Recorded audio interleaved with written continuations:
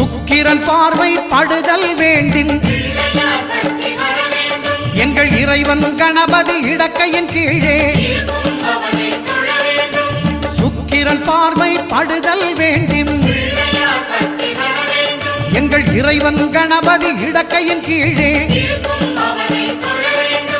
புத்திர பாக்கியம் தருகிற பகவான் சுக்கிரன் அங்கே குடியிருப்பான். அவன் கற்பக கடவுளை கண்டவர் தமக்கு பொன் பொருள் அள்ளி கொடுத்திடுவான்.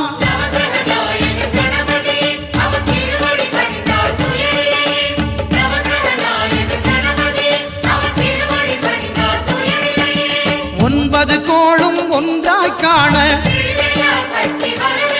அங்கு கற்பகம் என்னும் கடவுளின் மெய்யில்